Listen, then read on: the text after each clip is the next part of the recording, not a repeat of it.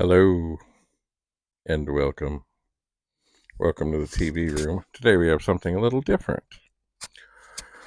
Many, many years ago, when I worked at an art school, it was Halloween. And I had dressed in sort of biker things.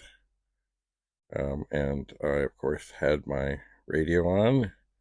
I had a camera around my neck to capture interesting costumes of the day for the yearbook, the newspaper, the television thing, and whatever other groups, clubs, or people wanted their images. I was in the staff room for a moment when along came one of the art teachers who looked rather frantic. And why was she rather frantic? Well, because the model they had for life drawing that day had canceled at the last minute on the day of. And she was getting on the phone to call around to see what she could find or who she could find. But she did say, "Hey, if we need you, can you sit for us today?" Now, for those of you that know much about life drawing, it is well known to be something where often people pose um, wearing very little and oftentimes nothing at all. So I looked at her funny, like, "What are you asking me?" She said, "No, you can stay in your costume. We just need somebody to draw today." So I was like, "Yeah, okay." So I rearranged lunch and such, and anyway, it was all fine. Of course, it's funny. Afterwards, one of the new green administrators, who didn't understand the art school or much of anything, tried to give me a hard time for doing this. Um, but anyway, I did go talk to the principal afterwards. I would have none of it. This was a great thing. And the funny thing is as I went in there, I didn't tell people I was going to be posing.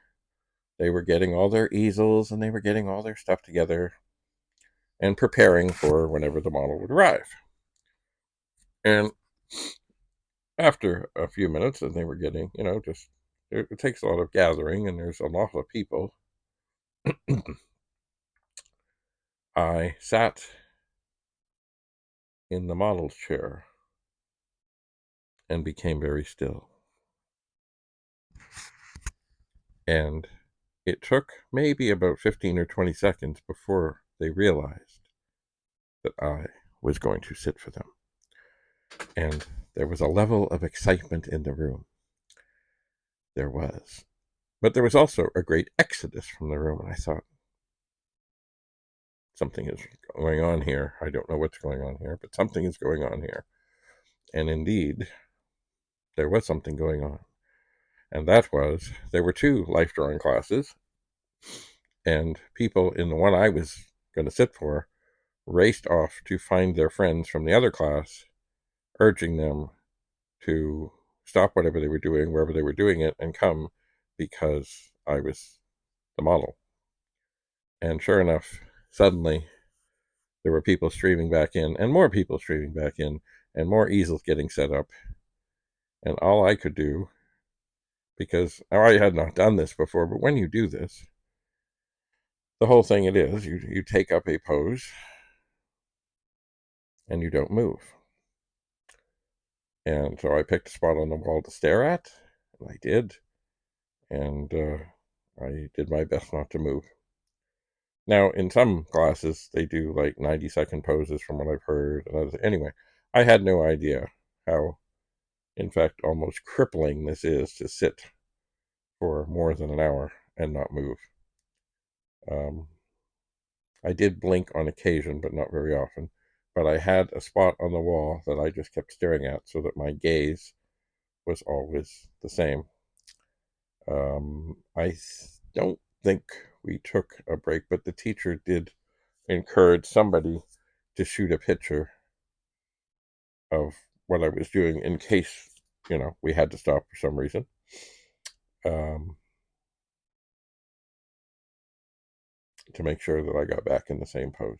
Anyway, so here is the story behind this, and I don't know who did this. They were all done in pencil.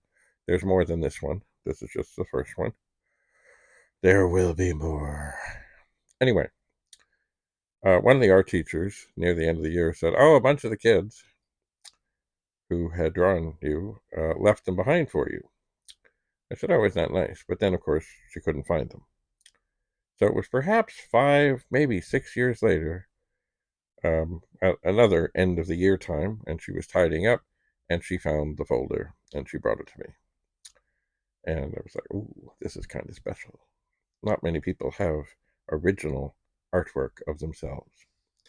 So, anyway, then I did hear from one of the other teachers that there was some controversy about this, that his understanding was that she didn't return some of them, not that people had left them.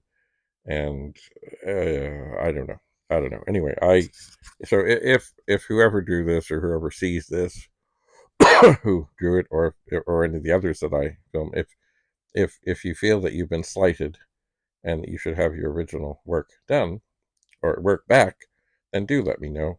It was my understanding that, because there was a lot more drawn than the few that I have, it was my understanding the people who left them wanted to leave them. And some of them, actually, the art teacher who was irked by all of this, eventually I found out, some of these, he said they were people's best work of the year, probably because they were so inspired. And people who did use things, who left things behind for their portfolio, did make copies or shoot pictures or something or other, and hopefully it served them well. Anyway, it was quite something. It was not the only time, but it was the first time that I sat for them, and certainly, as I said, the level of excitement was quite high. So, my hair was much darker then. My hair was also a bit longer in some ways. And anyway, so here is Dave, number 1. And how did I pick this one to be number 1? Well, it just happened to be the one that was on the top. It was.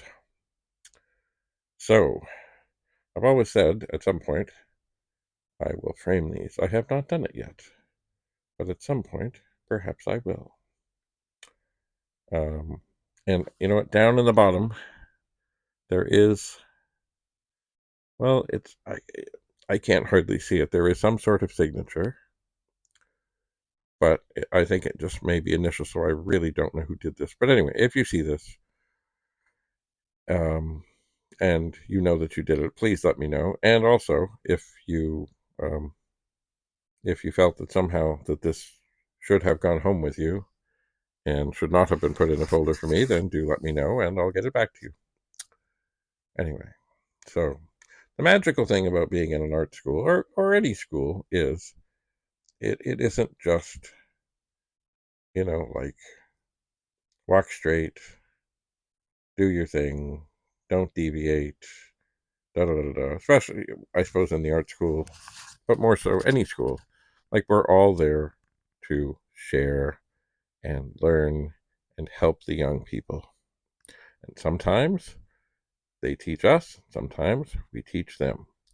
But certainly, I've always done the best I can to be a good and approachable force in whatever school I've been in, that if people are in distress or if there's something that isn't going well, that they would come and tell me in confidence, and I could help get things resolved along with whatever other resources are required. And as I've said many times, if some kid comes and they're having trouble with their locker, I don't need to form a committee. I don't need to bother other people. I don't need to say, "Oh, what'll I do? What'll I do? What'll I do?" I just go and help with the locker. And, assuming I can get it open, then that's the end of it. If I can't, then we move on to stage 2, where I might need to get the cutters from the caretaker. Or, depending on the school, If it's only the caretakers that cut lockers, then I go find a caretaker and say, we need a lock cut. Or whatever.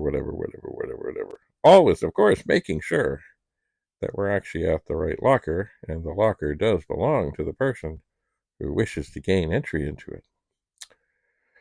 Indeed.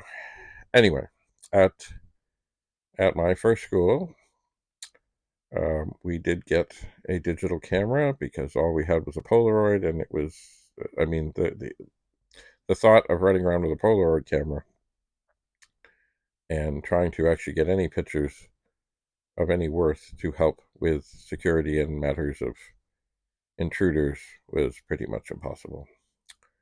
And then anyway, we did, I guess the yearbook gave us a digital camera, and I would update it and maintain it and keep it fine and dandy, and use it for security things, but also for events, and pass pictures on to the yearbook and others. And eventually I did get my own, and that was partly because um, other people who were not enlightened would object to the fact that I would, I kept it charged. I made sure, and by the way, back in that long ago time, there was no memory sticks. You stuck a 3.5-inch disc in the camera, and that's how the things were saved. So I always made sure we had blank discs. I always made sure it was available for, teachers or anybody. But it's like anything. There's always people somewhere who, if something is going well and they didn't think of it and they're not part of it, they somehow have to put a stop to it. So eventually I said, oh, well, that's all right. Because I decided that, I'd always liked photography. Film kept, it was an expensive thing, but digital was free, essentially. So anyway, I got my own. And then people wondered why the other camera wasn't always ready to go. And I said, well, people made it difficult. So I got my own. And, people want to use it, it's there. And there's the charger, and, you know, good luck. And, yeah. Yeah, there's always somebody. Anyway, I would say, and I'm not criticizing the artist at all, but this is not the best of the drawings of that day. They're all good. They all have their charm. They all have their style. Of course, they had a very difficult model to work with. And anyway, it was a fun day. It, despite the criticism I got from the one not terribly enlightened vice principal about how things work in an art school, and about how, it's funny, I don't have it here, but there was, it might have even been the same day. I think I was wearing this hat. There was a student who had been struggling in a variety of things, and she was working away at doing some photography, and she decided she would shoot me. And just, it was, just the same, like Halloween or whatever, and I was in the hall. So she shot that, and I think she posted it. And so, anyway, some while later, it was probably some years later, one of the art teachers, who was predominantly a music teacher, but also a great artist, saw the picture, and it inspired him to draw it. And that is the magic of art.